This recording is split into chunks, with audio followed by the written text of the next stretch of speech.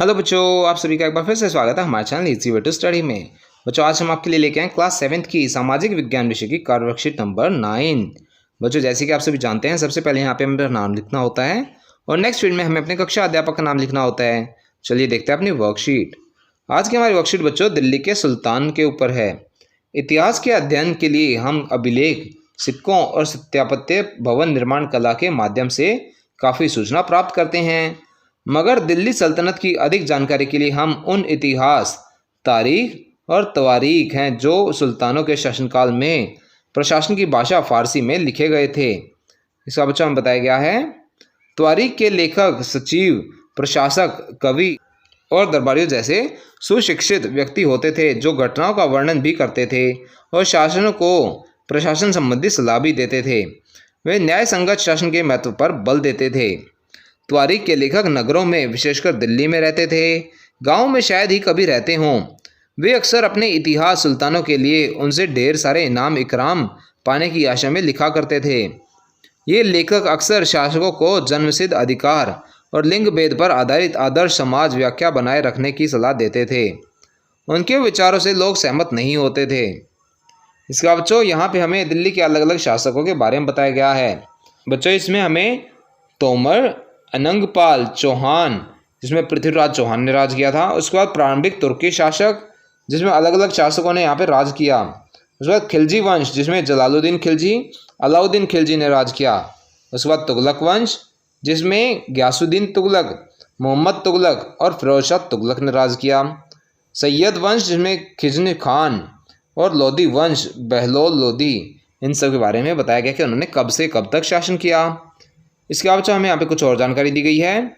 इसमें बताया गया सबसे पहले तोमर राजपूतों के काल में दिल्ली तोमर साम्राज्य की राजधानी बनी। 12वीं सदी के मध्य में तोमरों का अजमेर के चौहानों, जिन्हें चाहमान नाम से भी जाना जाता है, ने परास्त किया। तोमरों और चौहानों के राज्यकाल में ही दिल्ली वाणिज्य का एक महत्वपूर्ण केंद्र बन गया। इस शहर में बहुत सारे समृद्धिशाली जैन व्यापारी रहते थे जिन्होंने अनेकों मंदिर का निर्माण करवाया। यहाँ दहलीवाल कहे जाने वाले सिक्के भी डाले जाते थे जो काफ़ी प्रचलन में थे। 13वीं शताब्दी के आरंभ में दिल्ली सल्तनत की स्थापना हुई और उसके साथ दिल्ली की एक ऐसी राजधानी में बदल गई जिसका नियंत्रण इस उपमहाद्वीप के बहुत बड़े क्षेत्र पर फैला था। इसका बच्चा हमसे कुछ प्रश्न पूछे गए हैं। चलिए देखते हैं इन प्रश्नों के उत्तर। पहला प्रश्न है, इतिहास के अध्ययन के लिए कौन कौन से स्रोत हमारी सहायता कर सकते हैं? तो इसका उत्तर आप लिख सकते हैं बच्चों, अभिलेख, सिक्के और सत्यापत्य बहुत सी जानकारी प्रदान करते हैं। इसके अलावा दिल्ली सल्तनत की अधिक जानकारी तारीख, एकवचन व त्वारीख, बहुवचन का उपयोग कर सकते हैं जो फारसी में लिखे गए थे। अगला प्रश्न बच्चों, त्वारीख का अध्ययन किस प्रकार हमारे लिए उपयोगी हो सकता है? तो इसका उत्तर आप लिख सकते हैं, त्वारीख का अध्ययन हमें दिल्ली के इतिहास को जानने में और हमें इसे जड़ से समझने में मदद करता है। अगला प्रश्न है, त्वारीख के अध्ययन की सीमाओं का वर्णन कीजिए। तो इसका उत्तर आप लिख सकते हैं, त्वारीख के लेखक दिल्ली जैसे शहरों में रहते थे और गांव के आम लोगों के संपर्क में नहीं थे। उन्होंने समृद्ध इनाम की उम्मीद में इतिहास लिखा था, इसलिए उनके द्वारा लिखित इतिहास सुल्तानों को खुश करने के लिए संशोधित किया गया होता था। अगला प्रश्न बच्चों, पता लगाइए कि दिल्ली की में स्थित कुतुब मीनार के निर्माण में किन किन शासकों का योगदान है। कुतुब मीनार के संदर्भ में अन्य जानकारी एकत्र कीजिए। बच्चों, पहले तो आप यहाँ पे लिखेंगे दिल्ली के कुतुब मीनार के निर्माण में किन किन शासकों ने योगदान दिया। पहला है बच्चों, कुतुबुद्दीन ऐबक ने 1200 ईस्वी में कुतुब मीनार के निर्माण की शुरुआत की, लेकिन केवल तहखाने को खत्म करा सका। अगला है, इल्तुतमिश ने 3 और मंजिलें जोड़ी। इसके बाद 1368 में फिरोज शाह तुगलक ने 5वीं और आखिरी मंजिल का निर्माण किया। इसके बाद कुतुब मीनार के बारे में कुछ जानकारी लिखी गई है जिसे आप लिख सकते हैं। कुतुब मीनार 73 मीटर ऊंची मीनार है जिसे 1193 में कुतुबुद्दीन ऐबक ने दिल्ली के अंतिम हिंदू राजा की हार के तुरंत बाद बनवाया था। टावर में 5 अलग अलग मंजिलें हैं। प्रत्येक मंजिल पर एक बालकनी है और आधार पर 15 मीटर व्यास से शीर्ष 2.5 मीटर व्यास तक चिन्हित किया गया है।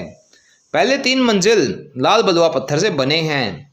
चौथी और 5वीं मंजिल संगमरमर और बलुआ पत्थर से बनी है। बच्चों, यह हमारी वर्कशीट का आखिरी प्रश्न था। इसी के साथ हमारी वर्कशीट यहाँ पर समाप्त होती है। आशा करते हैं आपको अच्छे समझ में आई होगी। बच्चों, अगर आपको हमारी वीडियो पसंद आई हो तो उसे लाइक करना और अपने फ्रेंड्स के साथ शेयर करना ना भूलें। साथ ही अगर आपका कोई क्वेश्चन है तो उसे आप कमेंट सेक्शन में ज़रूर पूछें, हम आपके क्वेश्चन को जल्द से जल्द आंसर करने की कोशिश करेंगे। और बच्चों, अगर अभी तक आपने हमारा चैनल सब्सक्राइब नहीं किया है तो ऐसी ही नई नई वीडियोस को देखते रहने के लिए हमारे चैनल को सब्सक्राइब करें। साथ ही बेल आइकन बटन ज़रूर दबाएं, जिससे हमारी कोई भी नई वीडियो आते ही आपको तुरंत नोटिफिकेशन मिल जाए। Thank you.